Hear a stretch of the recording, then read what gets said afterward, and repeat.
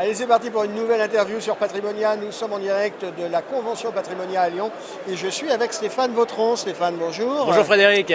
Stéphane, je le rappelle, vous êtes le directeur commercial distribution de JP Morgan AM. C'est exact. On est ensemble pour faire le point un peu sur l'actualité. On va parler macro. Bien mais sûr. déjà, quand on préparait, vous me disiez, non mais la Chine, c'est chaud, il faut y aller maintenant. C'est-à-dire que je suis un peu adepte du précepte acheter au son du canon. Non, mais Bien sûr. Blague à part, c'est un sujet quand même qui mérite toute notre attention parce que c'est un territoire d'opportunités très vaste, Ouais. dont on a parlé à de C'est un nombreuses peu reprises.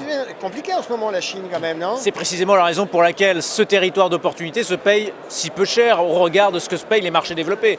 C'est-à-dire que je le rappelle, on a des perspectives de croissance longue qui sont autrement plus attractives Ouais. que celles qu'on a sur nos marchés domestiques, maintenant que la normalisation est derrière nous. Mais le tout avec des valorisations. Le marché chinois domestique, les fameuses A-shares, se paye 13,5 fois les Ouais. résultats au moment où on se parle. Donc Alors que sur les développés, on est à on est à 22 aux US, on est à 17,5 en Europe. Oui, et même si ça bouscule un petit peu en ce moment sur la Chine, sur le long terme, de toute façon, pour un investisseur, c'est devenu incontournable. Absolument, c'est-à-dire que c'est déjà le deuxième marché mondial, c'est 15% de la capi mondiale après la baisse, 20% de l'économie mondiale.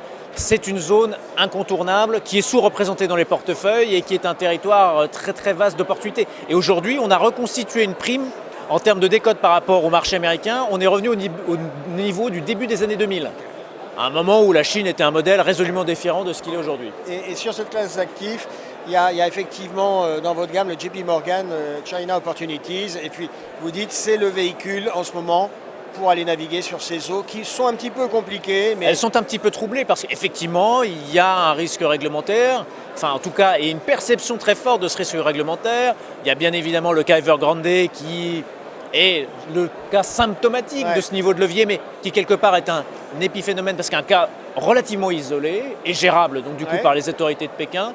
Et effectivement, nous, notre sentiment au sein de cette gamme chinoise, c'est que ce qu'il faut privilégier sont les actifs domestiques, c'est le marché onshore, parce que c'est celui sur lequel vous êtes aligné avec les intérêts de Pékin et intérêt avec celui des participants au marché local, des investisseurs locaux, et donc le privilégier par rapport à Hong Kong ou par rapport à des ADR. Absolument. Si néanmoins on n'arrive pas à vous suivre sur cette conviction forte, on le sent bien Stéphane, chez vous, si on n'arrive pas à vous suivre, on joue quoi? On aura tendance à investir sur un global macro opportunities à l'autre bout du spectre parce que précisément, sur l'ensemble du marché développé, le mouvement de normalisation est plutôt derrière nous. On est sur des niveaux de valo qui sont relativement tendus. Donc je dirais que ce qui est à aller chercher, si je dois le décomposer, désolé pour le grec, mais c'est plutôt de l'alpha que du bêta. C'est-à-dire que ce n'est pas le risque de marché qui va nous intéresser, c'est plutôt la surperformance. Le talent du gérant et sa capacité justement à s'extraire de la direction du marché, bien sûr. Et c'est précisément l'exercice de global macro. Est-ce qu'on peut rappeler en termes de performance ce que ça a délivré? Bien sûr. L'an dernier, en fait, on fait une très belle séquence 2020-2021. C'est-à-dire que c'est un fonds qui fait près de 11% de performance en 2020. 3,5 cette année, ce qui est plus modéré, mais avec des positions extrêmement défensives. C'est-à-dire, typiquement, c'est un fonds qui, sur les séances de baisse récentes, a été stable grâce à des positions short sur les taux. Les taux sont tendus aux États-Unis, il en a bénéficié, et grâce à des expositions qui ont été très réduites, puisqu'on est passé de 50% d'exposition action il y a 2 mois à 27 aujourd'hui. Oui, ce qui permet d'immuniser en partie quand même le portefeuille. Absolument, et justement, on est dans un exercice de recherche d'alpha, puisque le but c'est de faire de l'arbitrage entre marchés, entre classes d'actifs et entre zones géographiques.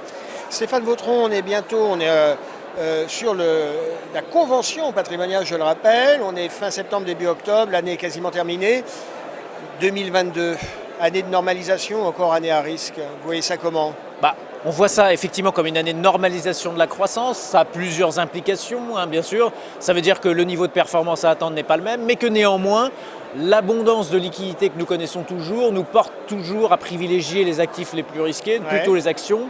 C'est vrai qu'en termes de hiérarchie, on aura tendance à aller chercher les actions aux États-Unis et en Chine. Vous avez compris notre préférence. Donc globalement, sur des zones qui peuvent continuer structurellement à proposer de la croissance, non pas sur base de normalisation et d'effets favorables, mais sur des tendances plus structurelles.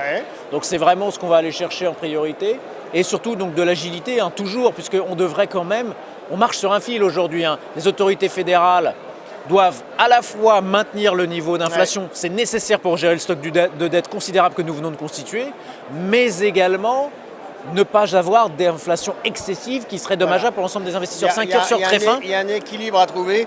Du coup, sur la poche obligataire, on fait quoi? Chez JP Morgan, c'est quoi la conviction? Pour le moment, comme je vous le disais, le baromètre, c'est ce qu'on fait dans Global Macro Opportunities. On est pour l'instant vendeur à découvert de 10 ans US, donc on joue la remontée des taux. D'accord, clair. Stéphane, merci d'avoir été avec nous. Merci Frédéric. À très bientôt. À bientôt.